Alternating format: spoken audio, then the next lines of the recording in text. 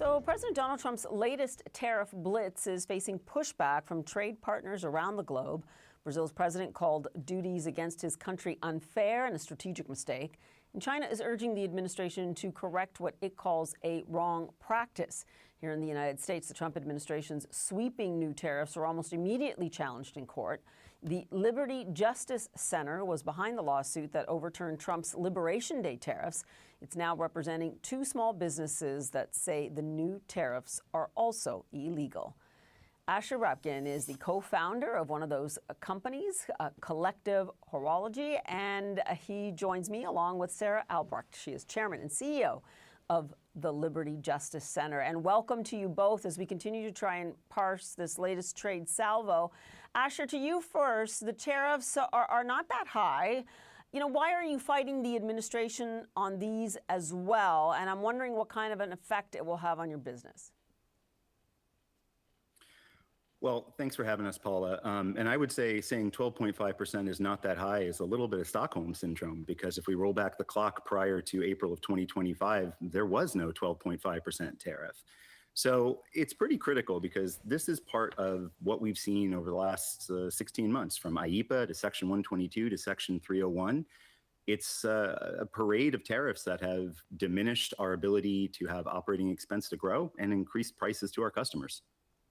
And President Trump wants to use this parade of tariffs, as you say. He's been pretty clear about that. Sara, I want to get to the legal argument now. You are trying to prove that the U.S. Trade Representative acted arbitrarily, in your words, and capriciously by applying near uniform tariffs across 60 countries that have different laws on the books, different trading relationships. Again, this has to do with, labor in other countries.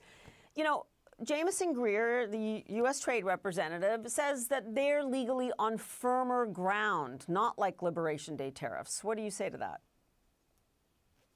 I respectfully disagree with him. The difference is Section 301 is an established tariff statute, but it's designed to be used very targeted and specifically at problems, countries, products. Here we have it's 85 countries that they have levied this tariff against, and it represents 99.4% of all imports into the United States. They've also stated that they're trying to replace the IEEPA money. So clearly this is a pretextual way to do that and misapply Section 301, which has a purpose and it is useful in the right situation. This is just not one of those situations. I am wondering about the role of Congress. I'll ask you first, Sara. I mean, you say Congress did not give the USTR universal power to impose a predetermined global tariff policy, that it's not a blank check. But, let me know if I've missed something. It seems Congress is giving the executive branch a blank check here. Sara, to you first, but I want to hear Asher on this as well. I mean, I don't think they intended to give him a blank check. That was why we initially filed.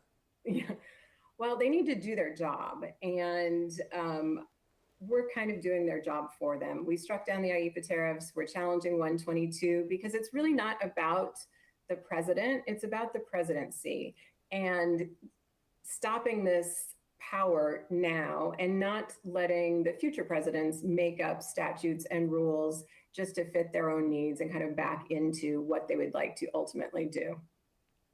Asher, how about it on Congress? Have you spoken to members of Congress, senators? I mean, small businesses have been fighting these tariffs for some time. You won, but only in court the last time. And remedy in courts takes a long time. Sure does. And I mean, I'm in California. My local representative, as well as my senators, have absolutely heard from me. But if I'm frank, it was the mayor of Windsor, Ontario, earlier on your show that really put it perfectly. Americans are paying these taxes. And while there may be or may not be a defensible explanation for them, the bottom line is we're all the ones that are paying it. And it's a pretty meaningful and hefty expense. And when it gets to that expense, though, Asher, I mean, how quickly do you think this could move through? And I am wondering, did you get a refund from the court win at the Supreme Court from the Liberation Day tariffs?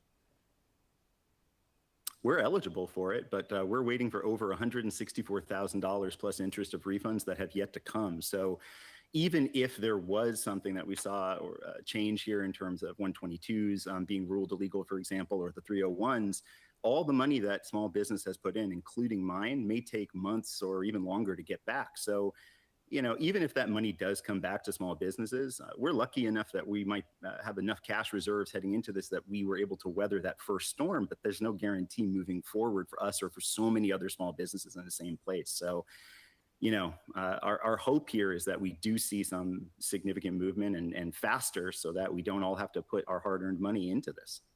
And Sara, to that point, when we talk about remedy, how quickly do you think this can move through the courts? And you just heard Asher say, and I've heard from many other companies say, yeah, we have a refund coming. So it seems that you'll be paying the tariff for many months before you can get a remedy here, right? Well, the IEEPA refunds are in kind of the final stages of that process. So to date, over $90 billion has been paid back to businesses. But the problem is that was followed immediately by Section 122. And then when that rolled off 301. So you have to understand, American small businesses basically loaned the government all of their working capital for over a year.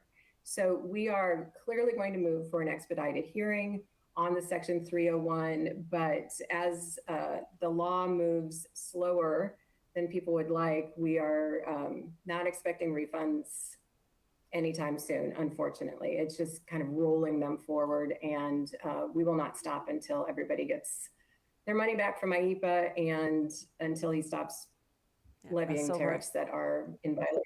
Yeah, a sobering reality for consumers who aren't getting any money back at this point, but also small businesses. Asher, Rapkin, Sara Albrecht will continue to follow this case. I thank you both for being with us.